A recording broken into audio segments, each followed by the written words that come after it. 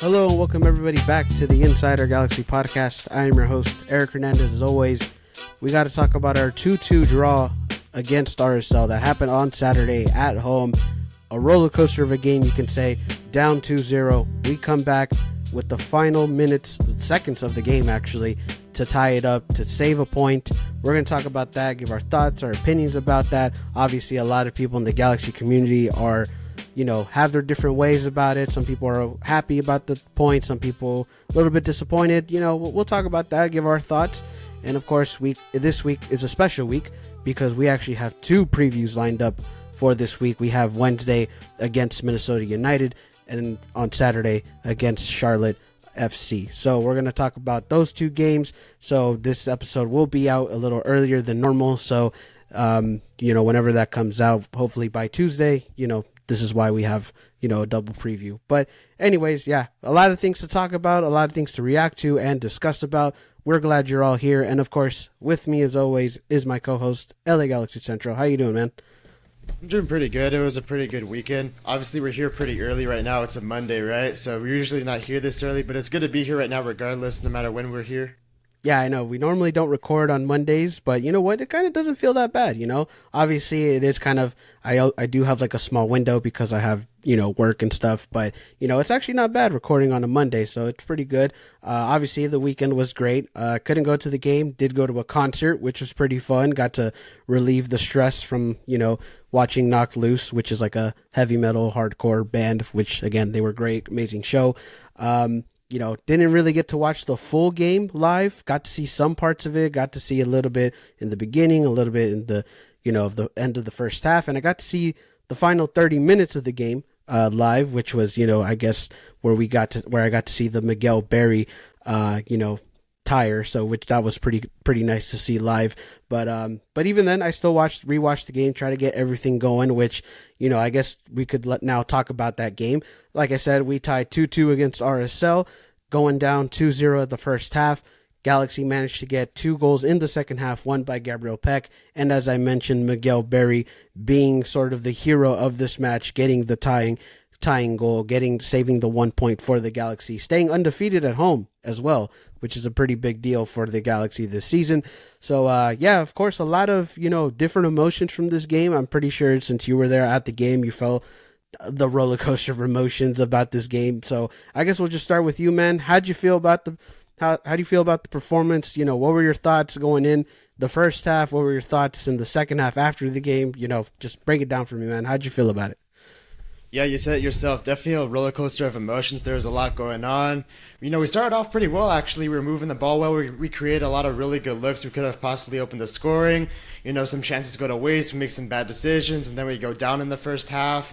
And then, we concede the second goal, too, which is very unfortunate. We kind of conceded at a bad time, too, for the second goal because it was pretty close to halftime. And if you go down 2 goals right before half, that's a lot different than 1, so that was unfortunate. Real Salt Lake was very clinical with their finishes, more specifically Arango. You got to give them a lot of credit there. But yeah, with 2 goals, it's always the same mindset, right? You just got to get the next goal. The next goal in a 2-goal game is very important because if it goes 3-0 down, the game is more than likely over. But if it's 2-1, then you're right back into the game. And then just like the Galaxy conceded a bad goal at a bad time, they scored a goal at a great time right when the second half started very early on. They were back into the game. You felt a lot of momentum. There was a big momentum shift for a few minutes.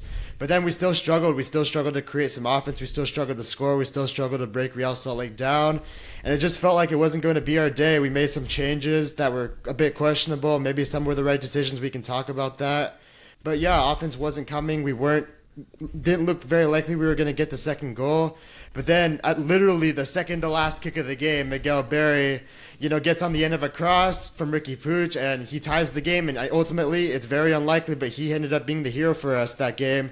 And yeah, being down 2-0 against a really good team that Real Salt Lake is, to get something out of the game where we played pretty poorly, I think is definitely pretty good. You got to be happy with it. Overall, though, I was pretty disappointed with the performance because I thought, getting our full-strength team back, coming back home, coming off a clean sheet, knowing we can score a lot of goals, we would do a lot better.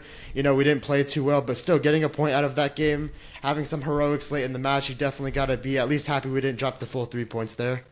Oh, definitely. You're. I guess that's it, like where the people get like mixed up about it, right? It's like you're happy that you don't drop the full points, But again, like we always mention about home games, right? You always want to get the 3 points. You always want to try to maximize those home games, right? Because they're so important. So I guess I can see where the disappointment is, but also, you're happy about it because you got to see the heroics, you got to save the point. And yeah, I mean, when you look at the beginning of the game, like, yeah, it was just like the Galaxy were playing so well, and it was just a matter of the fact that they just couldn't score. And we talked about Chicharrongo, who just was had a great game, got the 2 goals, and there's a reason why he's basically the front runner for MVP. He can do it all. You saw the first goal where they just basically threw up the ball at him, and he manages to get the header. He gets the first goal. Some say, it was probably Yoshida should have been better covering that, but also like Arango just, perfect timing to go get that ball, right? So there's a reason why he's the MVP. But when you look at the Galaxy, you're like, okay, like they're playing well. They have the possession. They're trying to set the tone for the game. But the matter of the fact was that we couldn't just get that final touch to get the goal or anything like that. And you also have to credit RSL's defense in a sense, right? They really held themselves up in the first half. They really held up some of our best players. Even Joseph Payne still probably didn't have the best of nights, which, we'll talk about him later in the player section. But yeah, I mean, RSL defensively played well, and they got the chances that they needed to. Arango did what he can do with that header. In the second goal, he was just had all the space in the world. Nobody was really covering him or anything like that. So he just, was able to get that second goal. And yeah, I mean, when you saw that second goal, you were just kind of like, all right, this is tough to do. And you're right, at the same time, like you get it near the end of the first half, which is not the best place to, get, a goal conceded. So yeah, I mean, obviously you kind of had those doubts saying like, all right, maybe RSL just had the better of us. And, they are a good team, right? I even said going into this game that it was probably going to be close as well, at some point. But even then, after the first half, you're like, okay, like who knows how this game is going to end up. Of course, you got Peck getting the first goal, which was pretty good. He gets, I believe that was his 3rd goal of the season, right? Or 4th?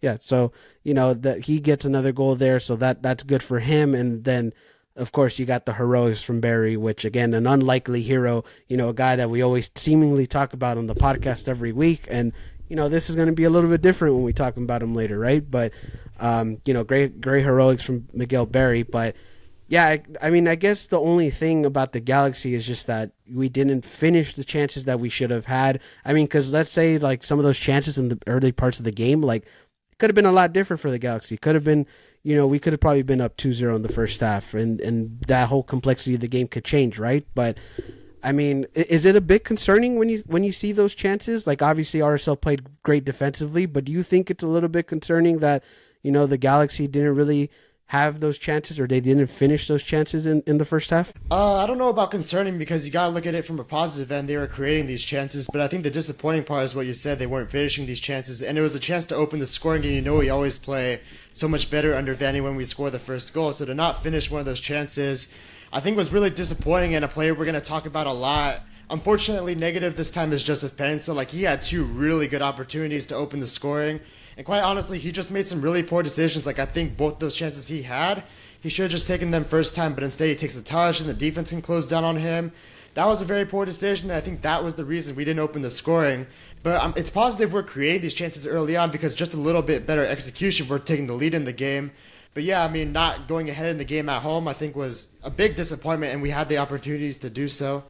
Yeah, I mean, I guess that is just the more disappointing part about it. It's just that you just got to convert these chances, and it's not the first time really that we've seen the Galaxy kind of just not convert these these opportunities. But they've also have converted a lot of them, right? I mean, we're one of the top offenses in the league, so I mean, it's not like we haven't been converting those chances, but have been some moments where we just it just seems like we just can't get anything going. There's been a couple games like that, and yeah, I mean, obviously it is disappointing from Joseph Payne still, which again we'll talk about later with the game that he had. But I mean, in a sense, like the good thing is you did have a lot of your players available. I mean, you had all your players available actually. I mean, it was funny going into this game. I think someone posted the injury report, and like RSL had like 5, maybe like 6 players out or like dealing with injuries, and then the LA Galaxy was none. Which is a good sign, right? That's a good sign that you're going into games with no injuries, and especially after last year when you had so many injuries, right? So that's a good thing. But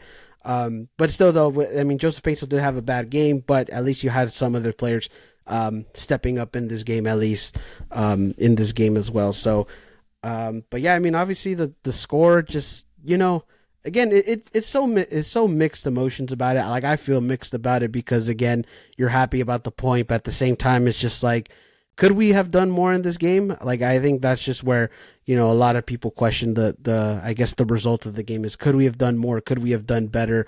Or was this just RSL really just playing well? Like, was this them really just, defending well and getting their offensive, or at least, their offensive plays going in this game? So I don't know. Like, could we have done better? Or do you think RSL would just really, play their game like they should have? And, they're first place in the West right now. So they, it was going to be a tough game, but do you feel like, we could have done better? Or was just RSL like more of just, knowing what they needed to do in this game?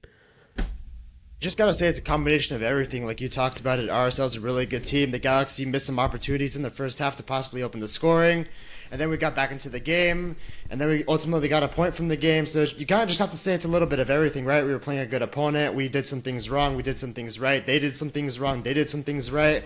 That's kind of just how the game is, right? You don't always are going to be perfect, but in some moments where you need to make some plays, ultimately we did make a couple plays and that was good enough for a point on the day. But is it disappointing though? Yes, because coming off that clean sheet in Seattle, getting all of our offensive pieces back, coming against a really tough RSL team that we knew was going to be a good battle, to not get 3 points and, go out there and make another statement, especially at home when we know this season so far, we haven't really played that much at home. So every time we're at home, we need to get the full 3 points to not get those. I would say it's kind of disappointing, but it's not like St. Louis where I think we deserve to get 3 points. Like, I don't think, we were really better than Real Salt Lake. It was kind of, a game of two halves a little bit. In the second half, we were just that little bit better that we weren't in the first half. Yeah, definitely. I mean, if you look at it that way, like it was just like, two really good opponents. Like this was and I think for both sides, if you look at RSL, probably their fans are thinking like, hey, if we beat this Galaxy team in their home, give them their first loss of the season, like that just is going to give them a much different perspective, a lot more momentum going into the season, saying like, hey, we might be able to, maybe not run away with this, but at least, do something in this season, do some more damage. And, that's a good thing for ourselves. That's probably what they wanted. And same thing for the Galaxy. I mean, I said it going into last week. I mean, we both said it, like if we would have beat this RSL team, it probably would have been another statement win, for us. It would have been going into this episode, if we would have won, we'd probably say like, oh, this is a great win for the Galaxy. It's a big statement win. This is going to, change maybe not change their season, but, at least give them more momentum and get back on track. So it's like it would have been a completely different conversation today if we would have won. But at the same time, like, you like the resilience, you like the fight from this team, which, we've talked about that before too. It's like you like to see that, this season. But, some people even say like, hey, like maybe like we're glad that we're giving these fights. We're glad we're coming back. But also at the same time, we can't be going into those comeback moments, right? We've said that before, like you can't always come back. That's not always a successful plan to, I guess to win games, like you can do it once in a while, but if you're doing it like every other week, then that's kind of like a little bit concerning. But at the same time, RSL just played a really good game. And I think, coming back from that just made it feel a lot better, made it feel a bit more positive. So you got to give credit for that too, as well. Yeah, I've been thinking about that too since Klein got fired. Like the Galaxy have come back from 2 goal deficits a lot of times. Like you can think of a lot of games last season and even this season where the Galaxy have come back from 2-0 down, which is kind of impressive because I feel like in the past they would never really do that. But yeah, you can also make the argument that we shouldn't be getting in these deficits in the first place. But still, our way of coming back from 2-0 down is definitely impressive for sure. Yeah, definitely. And, but also, some people might say, like, there's the saying, 2-0 is always like the most deadliest, like, score you can have. So, maybe that's also another thing, too. Maybe, I don't think RSL was confident either. Like, I don't think they went into this, like, once they got the 2-0 lead, they're like, all right, like, like, we won this game. I'm pretty sure they were trying to get more that they could. But also, still, though, like, a 2-0 deficit, like, it's still pretty dangerous. And maybe the Galaxy have found a way to really come back from these 2-0 deficits, right? Maybe they now know obviously they know what it's like because they've done it multiple times, but now they've gotten to the point where it's like, all right, we know what we need to do. We know when we can get back into these games, right? So that is a good thing. Like, I mean, it's good to have those comeback games, whether it's a win or a tie. But, again, though, like it's a good thing. But at the same time, like I kind of feel like, all right, we can't do this every week because at the same time, roller coaster of emotions and anxiety and stressfulness. You know what I mean? So it's like you don't want to stress out every week, but at the same time, you're glad that this team shows resilience. And I even think Greg Van even talked about it, saying like like he's proud that this team is really doing that stuff and really having that resilience because last year, I mean, there were a few times where we showed it, but there was a lot of times where we didn't. So yeah, it's definitely a good sign to see. And yeah, I mean, ever since Klein went out too, it's like we kind of go back to it too. Like so many things has changed once Klein went out, like positive things, right? So maybe this is one of them too. Like we can just find our ways back into games, right? Yeah, but you don't want to go down at home either. Like at home, you really want to set the tone, like we talked about. You want to take your chances and open the scoring. You don't want to find yourself down at home. Like if you're like that on the road, okay, maybe a little more fair enough because playing on the road in MLS is really difficult, and sometimes it's just going to happen that you go down by a goal or two. But at home, like you really have to have that sort of mentality to take the lead and take control of a game. And this game, that wasn't the circumstance. We came back. It was a good comeback. But just going forward for our home games, too, when we eventually get more of them, I'd like to see us maybe, take some of these opportunities and continue to try to be on the front foot in those matches. Yeah, but I will say, like this game, I think the Galaxy were trying to set the tone. Like you saw in those first 20 minutes how many chances we had. It was just a matter of the fact that we just didn't convert them. Like I think the Galaxy did the right thing. They played a great first 20-25 minutes trying to set the tone, but there was just a point where RSL just had those small chances and they managed to, get the lead on us. So I don't think, like, I get what you're saying because you're right. Like, we should try to be setting the tone no matter what at home. And be clinical. Yeah, and be clinical. But at the same time, I don't think that was necessarily the issue in this game. I think, like, they were trying to set the tone, but they just couldn't convert on those chances. And they weren't clinical, I guess you could say, on those chances. So I think that was really more of the disappointing part about the first half. But I think they were definitely trying to set the tone in this game. Yeah, that was my point pretty much. It was setting the tone and being clinical. So yeah, I agree. Yeah. They set the tone. They came out very good in the first 20 to 25 minutes, really moving the ball around, creating chances. But it was a matter of putting the ball in the back of the net, which unfortunately did not happen. Well, at least in the first half, we definitely got it in the back of the net. And, yeah, we definitely got it in the second half, which again might have been, the important parts of it, right? So that's pretty good. You want to talk about players, or do you have any other, thoughts about the game? No, definitely a really good comeback. We definitely could have scored in the first half. We had our chances, but we left it for the second half. We created some more opportunities. But, yeah, it's a tie. It's a tie against a really good team, so you can't be too disappointed about it.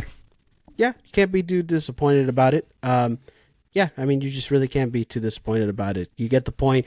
You get something. Like I said, you stay undefeated at home, so there is positives. There is things to build off of, but again, you can't really think about too much of your home record when you're going to have 2 games away, right? So I guess maybe that's not much momentum drive going into this week, but still though, it's something to be proud of and something that the Galaxy have been wanting to do, right? A fortress in this stadium, or make it a fortress again, and it has. I saw the the highlights and saw the replays. It was a pretty full stadium that game. The supporter sections were full. It's just all around, the whole stadium was full. So it's like it's been a fortress this year. So that's a good sight to see. But yeah, definitely for sure. Like got to be happy about being undefeated at home. But anyways, let's talk about the individual players and their performances in this game. So we'll talk about the defense first. Of course, it was the the same starting defense as last week. You had McCarthy at goal. You had Yamane as right back. Your 2 center backs was Yoshida and Neal. And then your left back was Julian Aude. Of course, we mentioned 2 goals, but you did see a shutout in the second half. So how'd you feel about the defense in this one? What were your thoughts about it overall? Honestly, I think the defense was pretty good a majority of the match. It was just Christian Arango being super clinical, which, I mean, you kind of got to give him credit on those goals. He bodied our strongest center back in Yoshida, which was a really good header, too. I mean, you can't really fault Yoshida too much either. He put in a challenge. He went up with him. Arango just won the battle barely, and it got into the back of the net.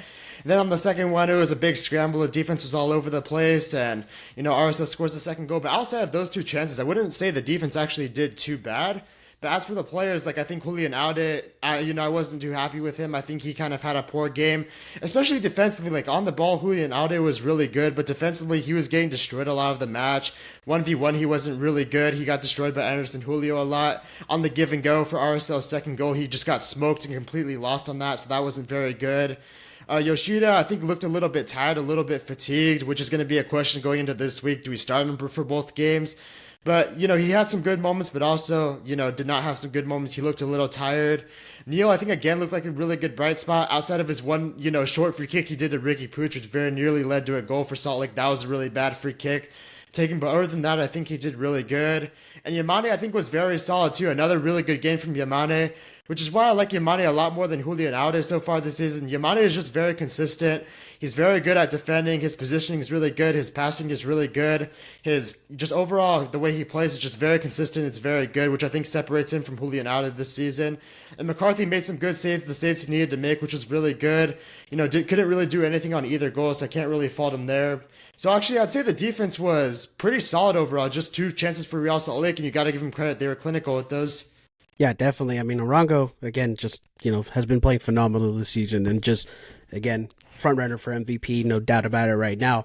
But yeah, I mean, honestly, the defense didn't play terrible. Like it was again, you can't fault those 2 goals. It was Arango just being Chicho Arango. And again, I know a lot of people were saying about Yoshida and covering him, but honestly, I think it was just more Arango just timing it right, basically dunking on Yoshida in a sense. So it's like, like you can't really fault Yoshida on that. Like, I just don't expect it to be like, I don't think it was entirely his fault. Like, I mean, you can say it was, but nah, I think it was just Arango just timing that header right. And, it was kind of, those moments where it's like, I guess it's like in football, whenever a quarterback has a really good receiver and like those memes where it's just like, oh, like that receiver's got to be down there somewhere. Like just throw a fuck it ball. That was kind of the same thing with with RSL. It was just kind of be like, all right, Arango's got to be in there somewhere, right? Just throw it up and see what he does. And, he got the goal, right? So, I don't really fault Yoshida on that, but, a lot of people were giving him a lot of stuff. So I don't know. I don't think it's entirely his fault, but overall, the defense didn't play that bad. Yeah, I think Julian Alves just, again, we talked about RSL having this gritty kind of physical team in a sense, and I think this was probably one of those matchups where it wasn't going to favor Alves at all. I mean, he was probably going to get bodied most of the time. Yeah, on the ball, he was good, but, in terms of, just trying to deal with these, offensive pieces from RSL, it's like I don't think he was really going to do much physically. But yeah, I mean, again, he probably didn't have the best night. Neil, again, great to see him play. I think he's also still played the full 90 minutes, so that's a good thing to see as well. Yamane, again, consistency and, the veteranship of him and the experience that he has. We always talk about the balance of experience and young players, and, he's definitely the experienced guy, right? He's going to be the guy who's seen everything, knows a lot of things, and is going to be playing at a high level and at a consistent level. So it was good to see him just being as consistent. And yeah, John McCarthy just had those saves, and you couldn't really fault on those 2 goals either. But yeah, I mean, overall, I don't think, despite the 2 goals, like it really doesn't tell the full story of the defense. Like I think they played really good. They didn't convert on a set piece, so that's also another thing too. I mean, that's already when's the last time we scored off a set we got conceded on a set piece? It's almost been like probably 3 games at this point, right? So, it's like that's a good thing to see as well. Like, so the defense definitely played solid, maybe even a little better than solid. But yeah, I mean, it was just mainly Chicho Arango just being Chicho Arango, So you got to give him credit. Like he played very well, and he got those 2 goals. But yeah, defense was solid for sure. Yeah, you really got to give Yamane credit for being super consistent all season, which is what I really like in a defender, just consistency overall. Like, we know week in, week out what we're getting from Yamane. We're getting good passing, we're getting good defending, we're getting smart positioning, we're getting good leadership back there. That's why I like Yamane right now a lot more than Aude, because every week, and you would expect it from him, he's a veteran player, he's played the game a long time, he's won, championships in Japan and many other trophies. That's what I like about him. He's just very consistent, and he always does his job to a very high level, and you need those type of players in your defense. Yeah, definitely. You remember when people were disappointed in Yamane because we signed him and he was 30? Like, remember that? Over Caligari, yeah. Yeah, I mean, I do actually. Again, I understand the young debate and stuff like that, but you also, you got to have that veteranship, and Yamane definitely brings the experience and veteran leadership in that one. So, yeah, I mean, obviously, that's the good thing. You're going to have consistency, but, I don't know. Like, it was kind of funny, like, how some people were trying to downplay on it, but obviously he's been one of our best defenders this whole year, like this whole season. So yeah, I mean, he's definitely been really consistent with this Galaxy team. So it's a good thing to see for sure. Any other thoughts you want to say about the defense before we move on? Yeah, I have one more thought to say. like for Julian Alde though, like I'm not even disappointed that he played bad because at this point I've kind of just accepted him for who he is. This is kind of who he is. Just a young, inconsistent player. Like one week he's going to be good, another week he's not going to be good.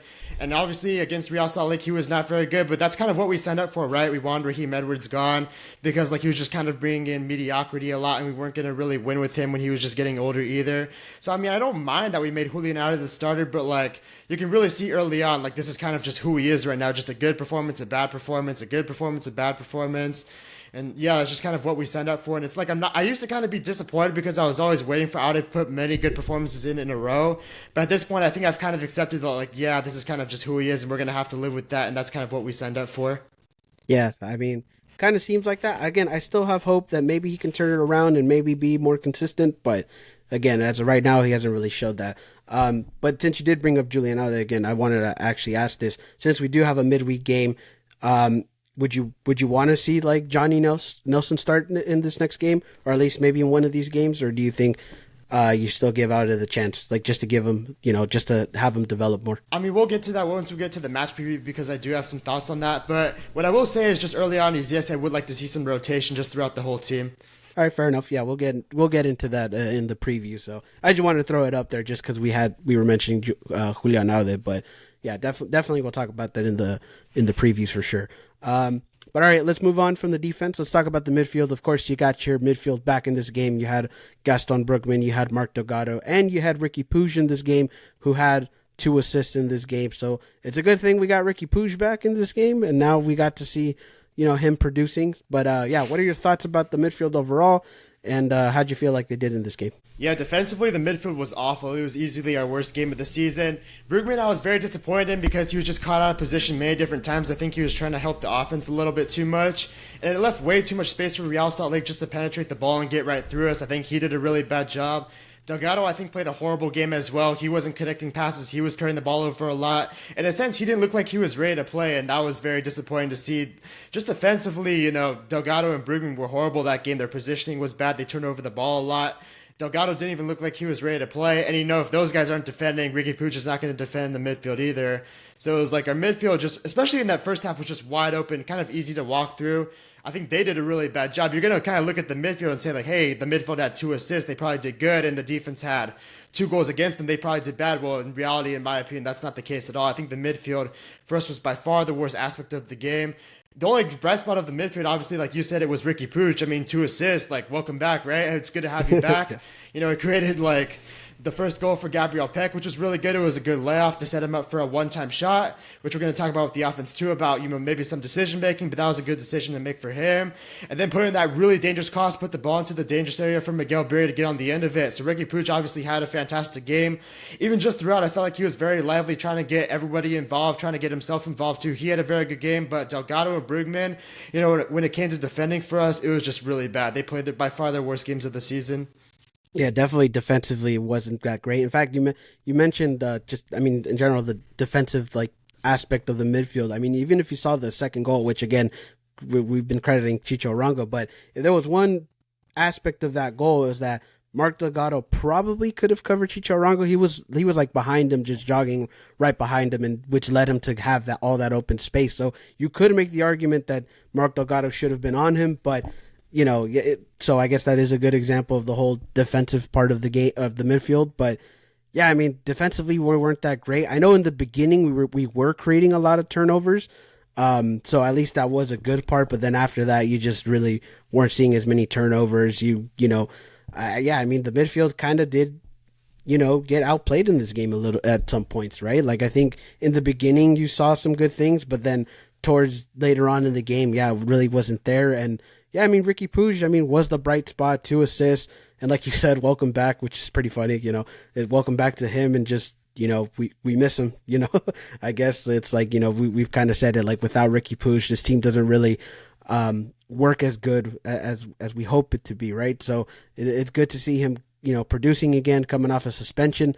So yeah, I mean, the midfield just wasn't there. I mean, there were some good moments, but at the same time, it just really wasn't entirely there for the midfield. But yeah, I mean, I don't know. Maybe it was just the fact that last week you didn't have the entire midfield, so it was just kind of them being a little bit rusty, maybe not being as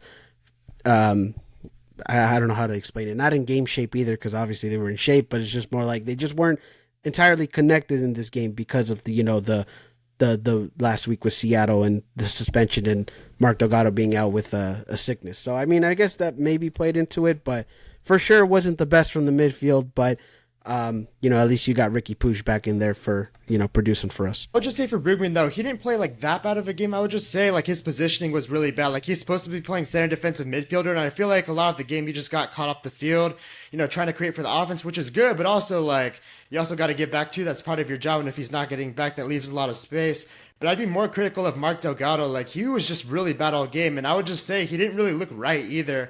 I don't know if it's still his illness or what, but he was not doing anything right really. He was turning the ball over, he was not connecting passes, he was not winning the ball, he was not covering space. And what we talk about with Delgado that he does so well is he covers space and he wins the ball back. But that game he just wasn't doing that at all, and he was out of position. Like I don't know what was going on with Mark Delgado, but maybe you can just say like you said, coming off an illness, maybe he wasn't exactly match fitness up to speed of this game, but. Yeah, just defensively for the midfield, it was very disorganized. And I think, maybe you can say we got lucky not to concede more goals because I think, especially in that first half, it was just really bad and just pretty chaotic overall. Yeah, I mean, definitely, which is why we kind of give credit to the defense in general, right? We were just saying they played very solid, like even though they almost did their job for them. Yeah, in a sense, they almost did. Like it really was, pretty bad in the midfield, and like we say with the midfield, like if your midfield isn't playing good, like that's just like you're gonna most likely just kind of lose the game in a sense, or it's going to be pretty difficult because if you don't control the midfield, you don't have that control or even defend the midfield, it's just going to be very tough for to win a game like that. And again, luckily we tied it, but at the same time, it's like it's just got to be a little bit better, I guess defensively, and yeah, whether it's marking or just whatever the case may be. But yeah, it wasn't the best for the midfield that day. Ricky Pooch has so much offensive responsibility too. You're not going to ask him to defend, and I don't think you should either. So it really falls on Delgado and Brugman to really pick up the defensively along with the rest of the defense too. And if they're just not marking their man, or they're just getting caught on the ball or turning over the ball or out of position, well, that leaves a big problem for the Galaxy. And I don't expect Ricky Pooch to defend either. I like the role he plays offensively. Obviously, he had 2 assists, so you're not going to be very critical of him either. But yeah, Delgado and Brugman, you guys got to pick it up defensively for sure. And I was going to say, even Ricky played a little bit defensively in the beginning. Like, he was the one who's creating those turnovers. So even then, he probably played a better defensive game than Brugman and Delgado. So it's like, he even yeah. So in a sense, like he even played both ways. But yeah, definitely for sure, Ricky kind of saved us a little bit in the midfield with those 2 assists. And yeah, hopefully this was just an off day for them, or like kind of not their game or not their day. So hopefully that that help turns around within this week. But also we'll see what the changes they do possibly this week in the rotation, which we'll talk about. But definitely for sure not the best day for the midfield. You have any other things you want to say about the midfield, or should we move on into the offense? For the midfield, I think it's a little bit fair to catch Brugman and Delgado a little bit of a break because usually they do defend really well. They're very smart players. They understand the system. So I don't think it should be something that we're concerned about because usually Delgado does all the work. Brugman plays the spot really well. So I would just say this one was an off game for them. But still, I mean, just for talking about that game, they were definitely not very good defensively. But they have shown before they can be really good defensively. So hopefully they can just pick it up pretty soon. Yeah, hopefully they turn it around this week. But specifically for this game, wasn't their best night, so you kind of have to take it how it is, I guess. But let's talk about the offense now. Let's talk. So in your starting offense, you had Gabriel Peck, you had Joseph Paintstill, and Dejan Joveljic also returned in this game, so he was your starting striker for this one. How'd you feel about the offense in this game? Obviously, Gabriel Peck from the starting lineup was the one who got the first goal, but how'd you feel about the offense overall in general? Yeah, I was pretty happy in some parts of the game. I think, early on we created a lot of opportunities. We gave a lot of really good looks, which creating looks is also part of the offense too. It's not just finishing. So in that aspect, it was really good. But then, we kind of struggled a little bit. But then in the second half, I think we picked it up again. That was really good to see. We got the 2 goals in the second half. Gabriel Peck played a pretty good game. I was happy with what he did. We talked about some of the midfield not defending really well. And another player that I think made up for that a little bit was Gabriel Peck. He really was doing a lot to win the ball back for us. He was defending a lot, which is what we like about Gabriel Peck. Even if he's not always contributing the most offensively, he does do a lot of that defensive work, a lot of work off the ball. He does, put in the effort every single game, which is something why we got to give him credit for, and which is why a lot of people do like him, including myself. So I think, and he had the goal too to get us back into the game. That was a very important goal to score. score. Again, another goalkeeping mistake, which was really, I guess fortunate for us, but still, he took the shot first time. You got to shoot to score, and he ultimately did that. Jovic, I think, played a decent game in his return. He was creating a lot of good looks. He had some good combination plays with Ricky. With some of the wingers, he created that really good look for Pencil that he should have finished. And yeah, I think Jovic, he didn't score. He did have a few shots. He did have a few combination plays, so you couldn't be too disappointed in him. And Joseph Pencil, obviously, it's no secret right now that he's in a slump. He could be an own talking point of himself of why he's struggling and what he needs to do to get back on track. But yeah, Joseph Pencil is really struggling right now. I hope he gets out of it soon. And yeah, we need him to get out of that slump in order for this Galaxy team to be the best version of themselves that they can be. Yeah, definitely. Which we'll talk about actually, Joseph Paintslow, because like you said, it could be its own topic and conversation. But yeah, I mean, in terms of Gabriel Peck, he played very well. Obviously, got the goal for us, and we've talked about the effort that he gives, and what he's done with the ball and everything like that. So obviously, Gabriel Peck was the bright spot in the offense. In terms of Dejan Jovic, yeah, I mean, he had a decent game in the beginning. He was part of those combination plays in the buildup of those, opportunities and chances. It was just, we couldn't finish them off. But he definitely had some decent, a decent start in it. And then later towards the end of the game wasn't really as much effective, which is why, we probably subbed on Barry in like early on in like the 70th minute. So, which a lot of people had questioning, but of course, what happened in the end. But still though, for Dejan coming back, I don't think he played, terrible. He played decent. Coming off of an injury, so definitely he looked solid. Had his moments for sure.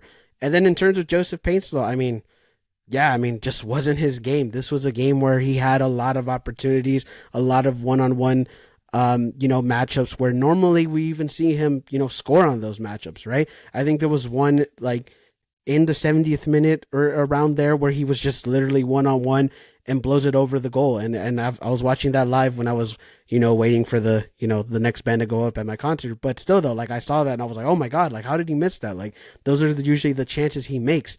And yeah, I mean, he didn't have a good game, was frustrated, left 10 minutes before in the final 10 minutes of the game, went into the locker room, which a lot of people were saying like what had happened. Was he possibly getting treatment? Was he just, what happened there? A lot of conversation of him leaving 10 minutes early, which, a lot of people have their own opinions about that, which actually, of course, Greg Vanney did talk about that in his press conference, which I actually want to try something new here on the podcast, which is actually show the clip of him talking about that. So I'll try to put that up right now. Yeah, I just spoke to him in there. He was just really disappointed. He's disappointed that he let some chances fall and that, he felt a bit like he let the group down because he had some chances. And I respect that. I've said this about Joe since the day he arrives, whether it's training or it's a game, he holds himself to a really high standard and expectation. So of course, when a guy feels like he didn't, put away the chances he has and then he's taken off, that's the end of his chances to get it. So I'm sure he's disappointed that I took him off in a game where he was having a hard time finishing chances because that puts the cap on it.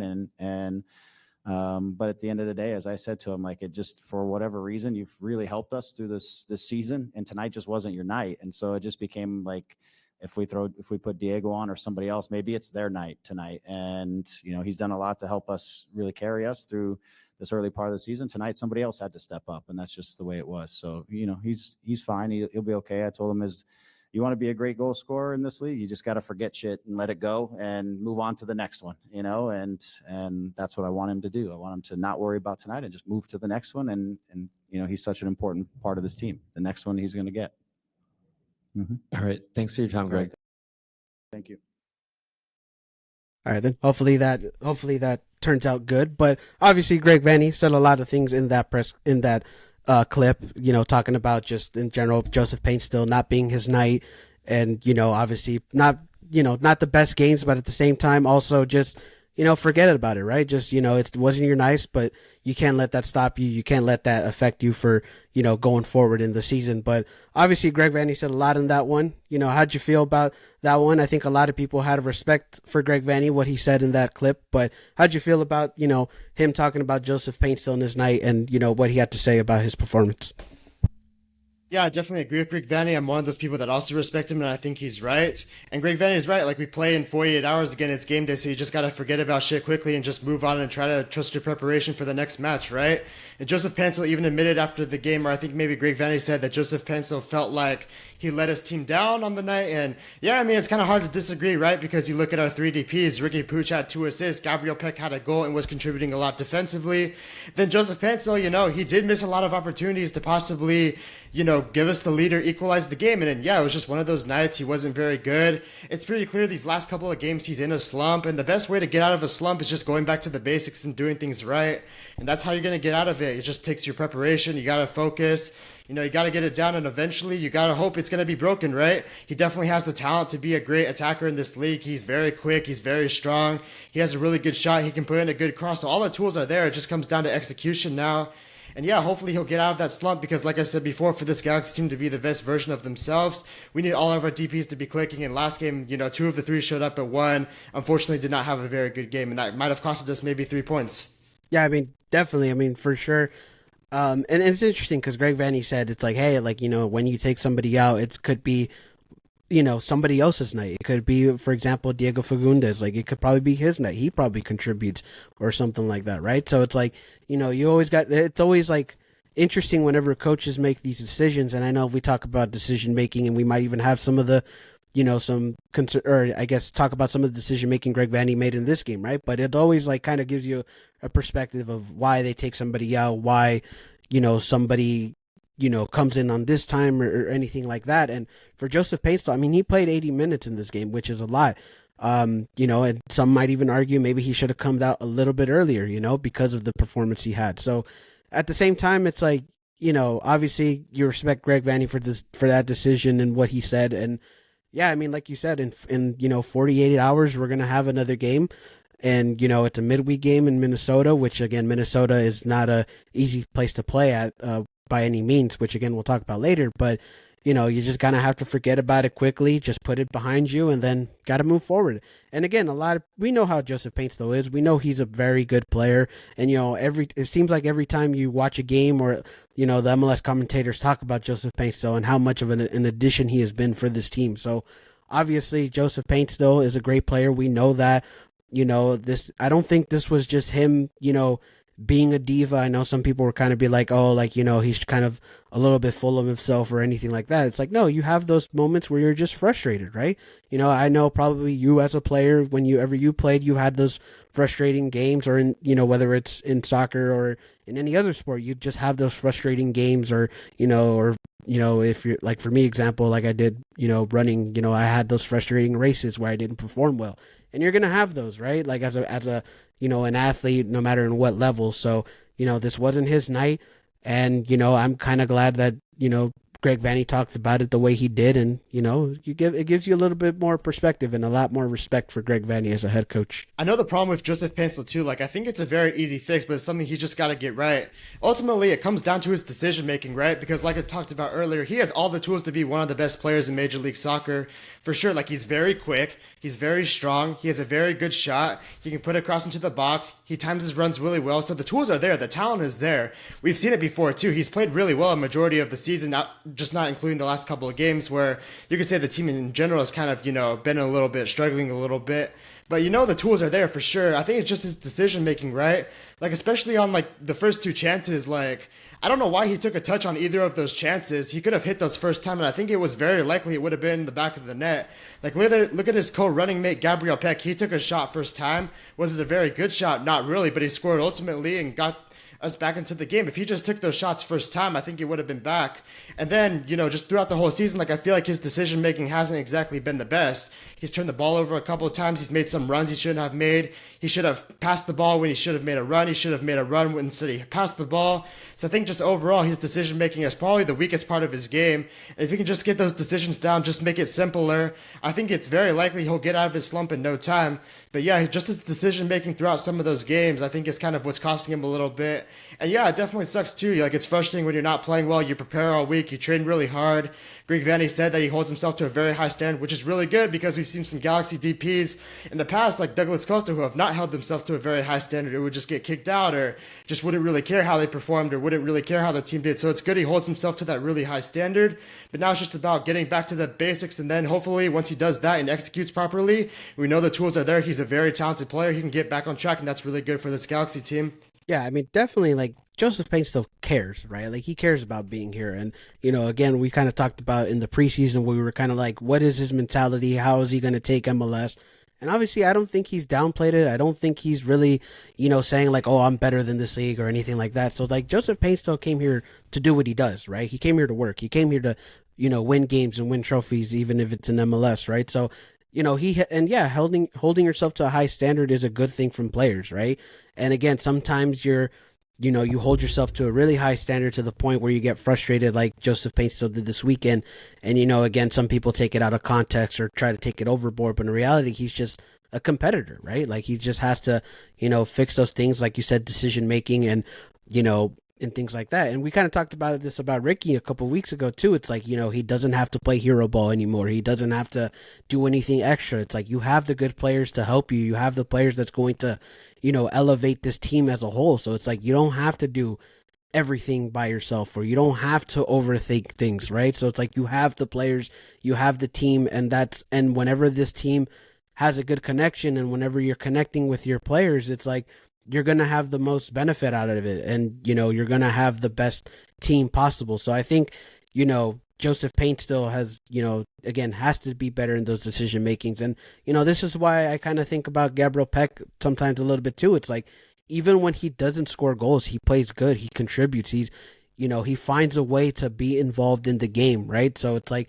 even if Joseph Payne still doesn't have the best shots or maybe doesn't have the best chances, he has to find also another way to contribute, and so again, it wasn't in his goal making ability. Maybe it could have been through assisting the players or anything like that, right? So like, I think that's what you gotta, at least when thinking about Gabriel Peck, like, that makes you appreciate him more. It's like, he finds ways to get involved. So again, Joseph Payne still, like, yeah, like, his decision making could be better, but he also has to find ways to get involved in a sense, right? Or find other ways whenever it's not going his way. This is what I would say about the wingers, though. They're supposed to be very different. Like, we brought in Gabriel Peck and Joseph Pencil as different transfers for a reason. It's to fit the team the best.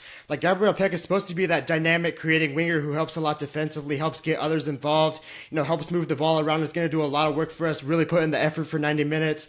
Joseph Pencil is supposed to be that goal-threatening winger that makes a lot of runs in behinds, take players one-on-one, score a lot of goals, have a lot of assists. He's supposed to be more of a stats guy. So to ask Joseph Pencil to play the Gabriel Peck role, I just don't think makes a lot of sense. Just like I think asking Gabriel Peck to play the Joseph Pencil role wouldn't make a lot of sense either. They're supposed to be very different players. But now I think it's a really good fit next to each other, right? Because you want balance in your offense, you want balance in your team. And you look at our team right now, we have the creator and Ricky Pooch, one of the best number 10s in this league. We have Gabriel Peck, who's really good, does a lot of work off the ball, does a lot of work on the ball, really helps this team. And Joseph Pencil this season has helped the team a lot too. He still scored a lot of goals, had a couple of assists, played really well. But I think now it's just about getting Joseph Pencil back in that score sheet, back on the assist mark. Like, that's where he's supposed to be. He's supposed to be the winger that has a lot better stats. Like, I'm expecting Joseph Pencil to have a lot better stats than Gabriel Peck does at the end of the season. And I think if that is, then our season went according to plan. The signings went how we wanted them to go. So I think asking him to play that role wouldn't really make a lot of sense. But overall, still, like, I just think with Joseph Pencil, we just got to get him back. We just got to get him out of that slump. And every player throughout the season goes through a slump. Like, as much as I don't like him, look at Denny Bouanga too. He's one of the best wingers in this league. And early in the season, a lot of LAFC fans were giving him a lot of crap too with the way he was playing. He was not playing well. And then he started to play better a little bit. He got a couple more goals, a couple more assists, and now he's back on track.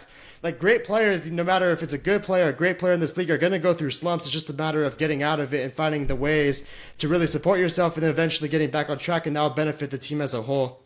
No, I mean, yeah, I mean, for sure. It's like, he's got to get back on track. And then I wasn't trying to say, like, oh, he should play the Gabriel Peck role. What I was just saying, like, comparing wise, it's like Gabriel Peck just finds ways to get involved, like, even if it's probably not, the best night or anything like that. But that's what I was just trying to say. Like, maybe Joseph Payne still, again, probably not goal wise or like, trying to score goals wasn't the best, but, he could have helped in other ways as well. That's, I was trying to say, but, maybe, like, I don't know if I probably didn't explain that well, but still, regardless, like I understand what you're saying. It's like, it's a slump, and yeah, one goal can do you a lot of wonders, right? Like it can get you back on track. It can make you feel a lot more confident, and like just play a lot better, right? Gives you the momentum that you need. And so yeah, obviously Joseph Payne still just needs to get on the stat sheet again, and hopefully that's this week. Hopefully it's within these next couple games. And again, he's a great player, and you said, like you mentioned, he has all the tools to be a great player, and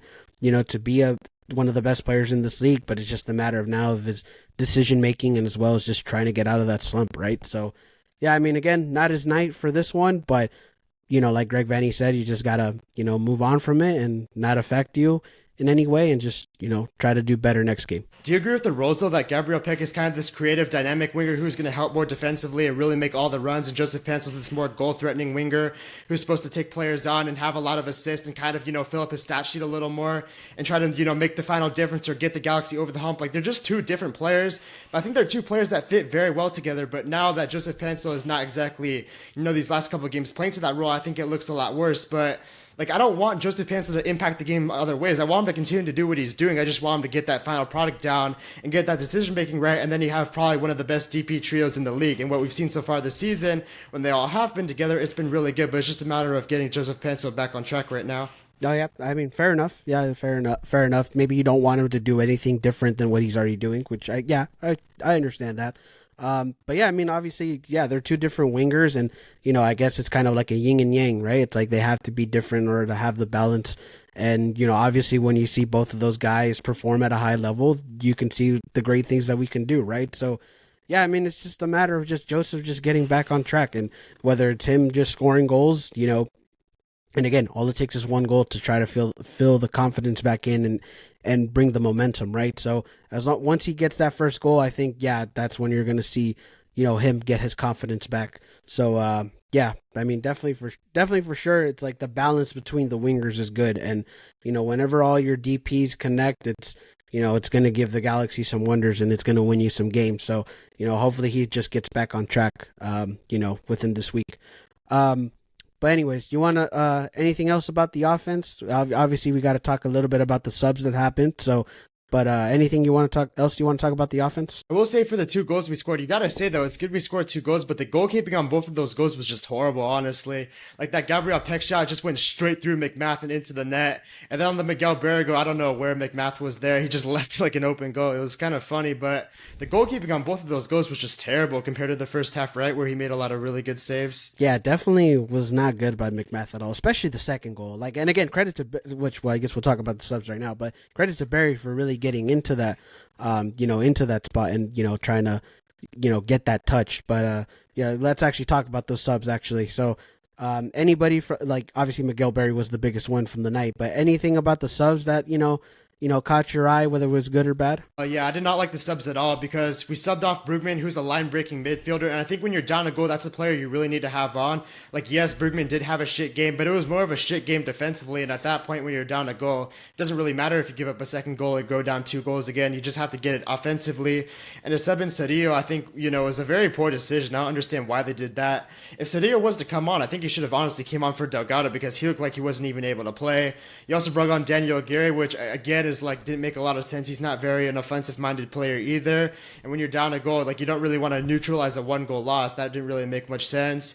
And like, still, like, as bad as Pencil played, I wouldn't have taken him off, because he can still make a difference at any single moment he could break through. He's still capable of having just that one moment to get back on track. Which, yeah, I mean, I understand why you took him off. Maybe it is for goodness' night, but I would have left him on, honestly. I just would have stuck with the group that got you back into the game. And yeah, Jovic, I mean, I do agree with him coming off, because he did look a little tired. I think it was the right time to take him off. As much as at the time I didn't like to see Miguel Berry on, it was the right decision. But ultimately with the subs, it just felt like we kind of went more defensively when we were down a goal compared to offensively. But luckily we actually went more offensively, because we got that 1 goal. That's what it's going to show. But the subs, to me, just didn't make a lot of sense, especially bringing on Cedillo and Aguirre, which are more defensive-minded midfielders. I don't understand why we did that. Yeah, I definitely questioned that too, because again, I when I saw those subs when I was watching the game, I was like, I was like, why are we putting in Aguirre? Like, we're still down 1 goal. Like, again, we talk about Aguirre's role and what he when he comes in, it's like it didn't make sense. And same thing with Cerrillo. It's like, why are we putting in Cerrillo? He's more of more of that defensive minded player and doesn't really break through the lines as well as Brookman does. So it was just kind of like, why are we putting these players in? And of course, Miguel Berry at the time was just like, all right, well, we're not going to get anything with, with Miguel Berry. Well, so we thought, but once we saw him, it was just kind of like, all right, like I don't know if we're really going to get that second goal. We might honestly lose our first game here at home, but again, the bright spot was Miguel Berry in the heroics, right? The way he timed in to get that ball and kind of took that risk to get that touch. Like, I mean, you got to give him credit for that. You really do have to give him credit and give him that effort, which I've always said, like, he gives the effort. It's just that he never really converts anything, which is the problem. But, this one, he gave him the effort. He converted to get the game tying goal. And, you got to be happy about that. And again, we've talked about him a lot. And, whenever I always feel like whenever we talk about a player and it's maybe not in the most positive way, and then they do something positive, it feels good. It feels good to see a player like that get his moment. And, obviously I'm not going to say that this is the start of him playing very well, but at the same time, like, you're happy that he got that goal. You're happy that he saved us the point. So, credit to Miguel Berry. You got to give him his flowers for this game in a sense. Yeah, a lot of credit to Ricky too on that cross into the box. That was a very good cross and very well placed.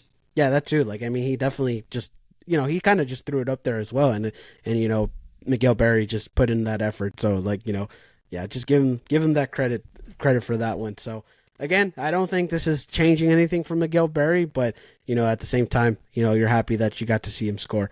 But yeah, anyways, I think that's it for the players. Unless you had any other thoughts about the players or just in the game overall. Yeah, would you agree that it was very bad goalkeeping on both of our goals? Like, I thought both of those should have easily been saved or at least caught maybe. I mean, in terms of the goals that we scored, it's like, yeah, it was pretty bad keeping from McMath. Like, again, I think in the second goal, he thought he was just going to get that, maybe didn't expect Miguel Berry. And then in the second goal, it was just like, I don't know. Like that, like, again, like you mentioned earlier, like, I don't think that was a great shot by Gabriel Peck, and somehow it managed to go in. So, yeah, I mean, McMath really kind of screwed it over for RSL in a sense, right? Like, I think, like, without those two mistakes, like, maybe it would have been a different game, but yeah, I mean, I don't know. I don't know what McMath was thinking of that one. And, you can kind of say that he screwed it over for RSL. So, I don't know. Yeah, it definitely could have been a lot better, especially for the second one. I think that one should have been a lot more savable than the Gabriel Peck one. Yeah, one more thing I would say about the players, though, is it really does make it seem like Joseph Pencil should have taken those two shots first time where Ricky played him through. He had an opportunity to take it first time, and Jovic played a really good pass to him. He could have taken it first time. Once Pencil saw what Peck did, like, I think he really should have been like, he's going to watch that on film and been like, yeah, I really should have taken those first time. Which, I mean, it was kind of disappointing, but ultimately we talked about his decision-making kind of being a weakness. And I think that's going to be one he regrets, but oh well, he didn't do it, and then we just got to move on with that. Yeah, I mean, definitely just got to move on with that. But of course, I'm pretty sure he'll be reviewing the film, especially now that we have a film room. But definitely he'll be reviewing that film and, trying to work on those things, right? So, yeah, I mean, again, we'll see. We'll see how again, also it's the matter of how you respond, right? How do you respond in the next game? Because it's not only just how the team responds, it's also individually how you respond, right? So hopefully, Joseph Paintsell responds in a positive way for the next game. Okay. But anyways, that was RSL. Our 2-2 draw. Again, not too could be a little disappointing, but also you're not too mad about the point. So yeah, that was RSL. Let's talk into the previews now. Obviously, we got two previews to talk about. Let's talk about Wednesday's match against Minnesota United, which I mean, both games are away, but we'll be at Minnesota for this game on Wednesday. Obviously, we kind of alluded to the fact that could there possibly be some rotation in this game, maybe, since it's our first midweek game. So I guess, let's talk about that, right? So how do you feel about going into this game? Do you feel like there could be some rotation into this game? And, what are your thoughts about Minnesota? Yeah, Minnesota is a very good team right now. They're sitting ahead of us in the standings, and they've played 2 games less than us. They've been very good to start off the season. They have a lot of really good young players. They have a really good coach. They're very good at home and away. They're just a very good team in general. Just like Salt Lake, they're very well put together. They have a lot of belief in the group. And it's going to be a very tough game. And like I said earlier, I would like to see some rotation in this game because I think the best solution to kind of counter Minnesota's energy and all the players they have is to get young ourselves. And what I would do is I would take out Julian Alde for John Nelson. I think that is a good time to give him his first start. I would take out McCarthy for give Mikovic his first start of the season. I would give Yoshida over break and give Garces his first start of the season. And I think that's pretty much it. That's what I would do probably, because I'm not going to put in Cuevas or Aguirre probably. I don't really want to do that. I don't really trust him enough. So I'd probably make those changes right there.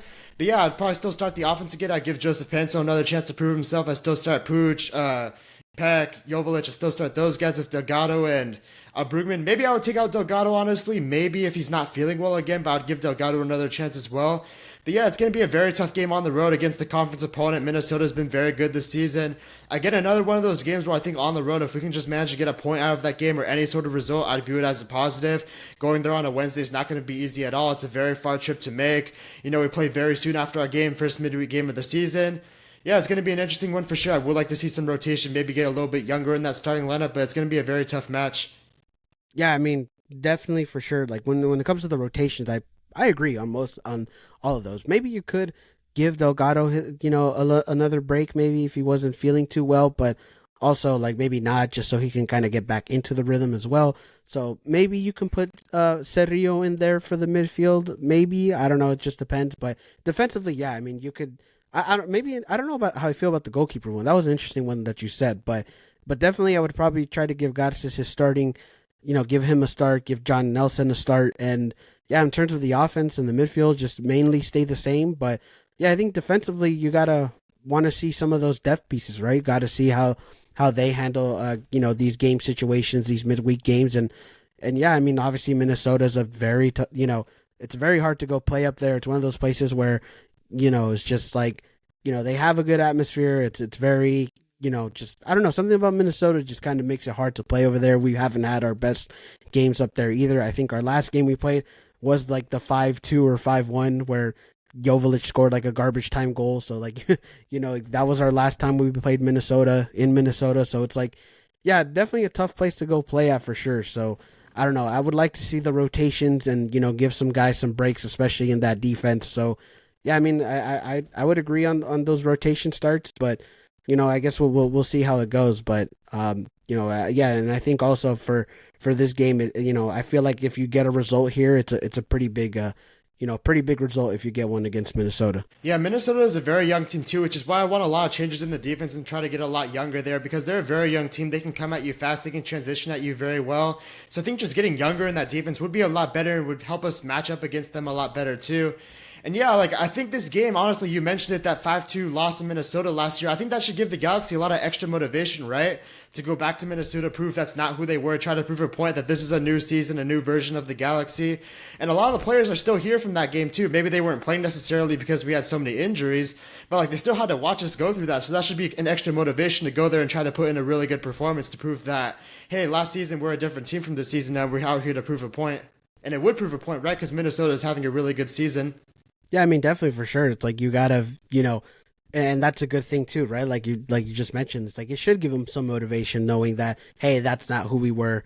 What we are right now is not what we were last year. That was completely different. And yeah, there was a lot of those players that, lived through that like pretty disappointing loss, even though, in fact, that ended our season last year.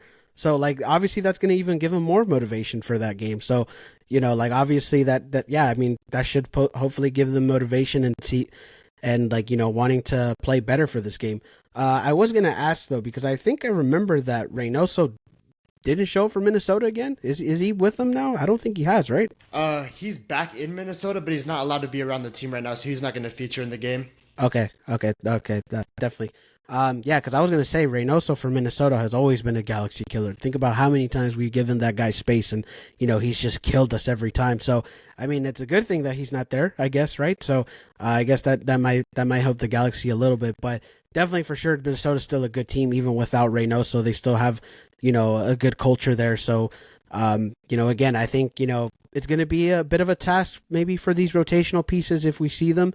But still, though, I would want to see those pieces, the rotations happen, and hopefully we just try to get some sort of result against this Minnesota team. So, I guess we'll see how that one goes if we do get those rotations. So anything else you want to say about Minnesota, or should we move on into Charlotte now? Yeah, it's going to be a very difficult game. They're a very young team. They can come at you fast, but we also have a lot of really talented offensive pieces. Hopefully, guys like Joseph Pansel can get back on track. Maybe Jovic can get a goal. Pooch and Peck play well. We have a capable offense too. Maybe the midfield defends a lot better than they did versus Real Salt Lake. It should be a very good back and forth game, but hopefully, yeah, we get a win or at least a result from that game. That would be very good.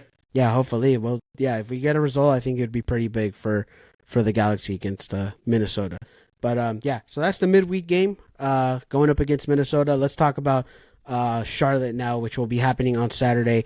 Against in Charlotte. So obviously, the last time we played Charlotte in Charlotte was their their first home opener when we managed to win over there with Efrain Alvarez, banger in that game. So obviously it's been a while. It's been a couple years since we've gone to Charlotte and played them over there. But how do you feel about going up against Charlotte in this one? How do you feel how do you feel about the team will do in that game? Yeah, that's not an easy game either. 3 games after the Minnesota game, going all the way across the country to Carolina. That's a very tough game.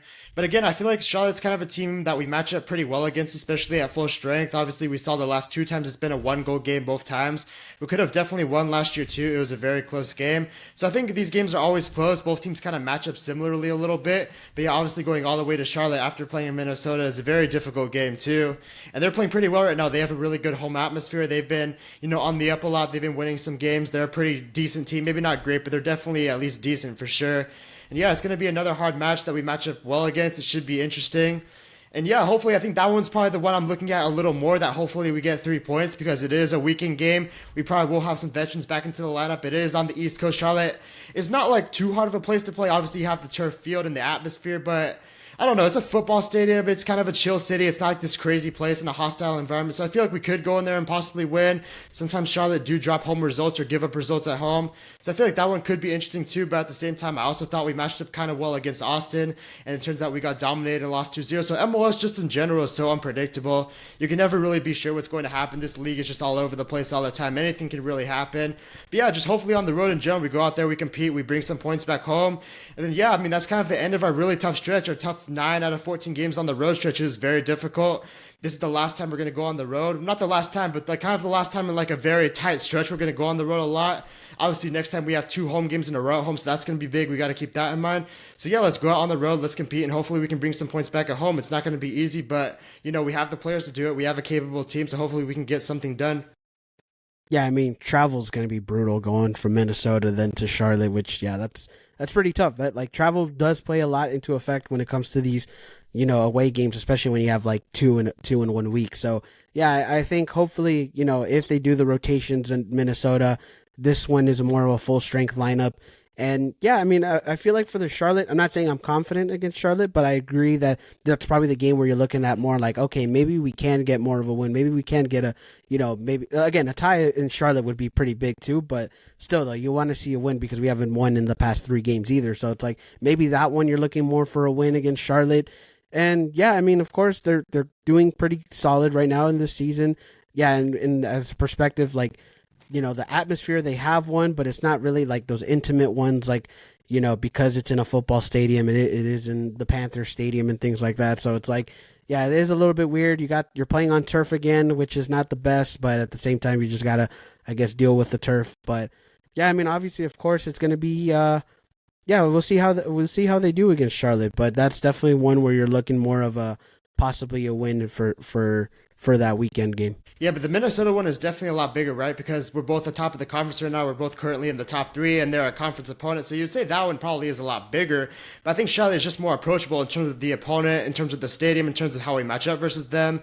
It's been a close game every single time. So I feel like Minnesota's the bigger game, but Charlotte might be more approachable for us. But both are going to be tough games in general. Like going on the road in MLS is never easy. Oh no, definitely. It's never easy to go on the road, right? But yeah, I mean, of course, Minnesota, the opponent wise, yeah, I agree, it's a bigger, but in terms of the game on Saturday, yeah, like you said, it's more approachable, and possibly you're probably looking more of trying to get a win in that game. I will say though, because something interesting that happened in Seattle was that obviously another stadium that has turf, they didn't really water the turf in that game, which was kind of like a method of trying to slow down the Galaxy offense, because obviously we have the speed with Joseph Paint still, and we can just try to whip the just try to send him a long ball and he'll catch up to it. So I'm kind of interested to see if Charlotte kind of does that with their turf field, in the fact of like maybe they don't water it or don't water it as much, just so they can try to slow down the offense. Do you think that's possibly another thing that the Galaxy could be looking for going into that game, trying to find a different method, because Seattle did that, and maybe Charlotte could do something similar? I mean, honestly, I have no clue. I didn't really think about that at all. I mean, once you're going on a different team's surface, you're playing into their hands, right? So it's always going to be difficult to go on the road, but we just got to go out there and try to play the way we know how to play and hopefully get a win out of it, or at least some points. Oh yeah, I mean definitely. I mean, I know that was kind of something extra to kind of dive into, I guess. But no, yeah, I mean it was interesting that Seattle did that, which again we play with a lot of speed, so maybe again that's something that Charlotte could look at and say like, hey, that worked well for Seattle, so maybe we can try to do the same thing as well. But yeah, I mean obviously when you go on another team's turf, whether it's grass or also turf, it's just like you gotta you're playing on their turf. They're more used to that than we are. So home field turf definitely is a thing, and how you approach your style of play with that, for sure. Yeah. But anyways, anything else you want to say about Charlotte, about that game, or just any of the games in general? No, they're going to be very tough games on the road. They're going to be very difficult. Obviously, it's another 2-game road trip, which is very difficult too. All season, we've been playing 1 at home, 2 on the road, 1 at home, 2 on the road. But luckily, it looks like this is kind of coming to an end now as we approach like mid-spring, maybe creeping into summer in a few weeks. Like hopefully we'll get a lot more home games. Then eventually we can get some more depth. So the road sort of congestion fixture is kind of coming to an end now after these 2 games, which is good. But still, we got to play the schedule for what it is. It's going to be difficult, but hopefully we go out there and compete and hopefully bring some points back to LA. Yeah, definitely. Hopefully so. And yeah, I mean, the schedule just, yeah. And I mean, I know a lot of people kind of like, whenever we have bad performances or whatever, they kind of like, say a lot of things, but you also have to remember that how many road games we played this first half of the season.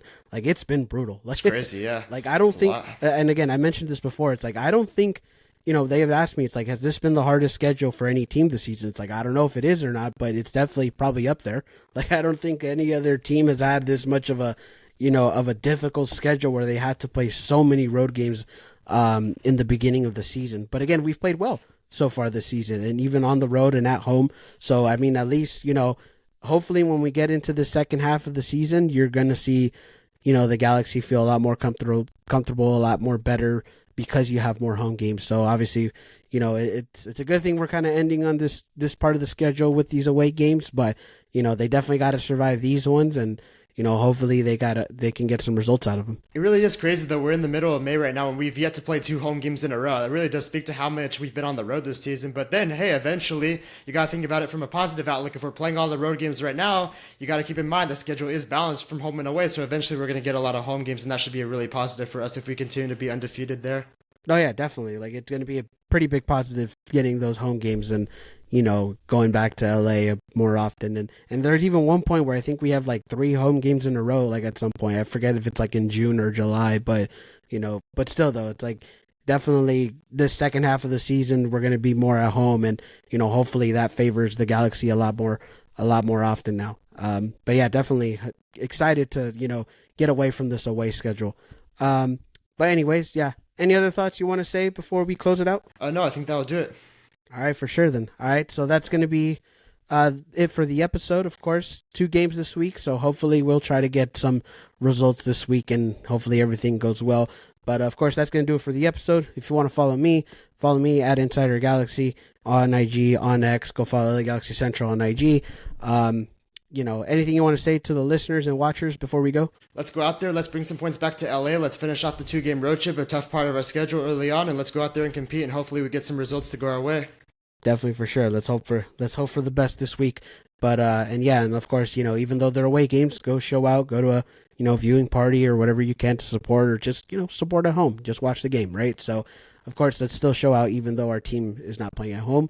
But yeah, be a friend, tell a friend about the podcast. Another thing I actually want to say is that we're like, I think like 9 subscribers away from 100 on our YouTube channel. So obviously when I say be a friend, tell a friend, like, I kind of mean it, especially right now since we're so close to 100. So be a friend, tell a friend about the podcast, tell them to subscribe, and who knows, maybe we'll do something special at 100. You never know. So, but anyways, yeah, go tell people about the show. And, of course, I hope you all have a great rest of your day, rest of your week. And I hope everything goes well in these games and well in your guys' lives and, positive vibes and things like that. But anyways, thank you guys. And G's up. 7 words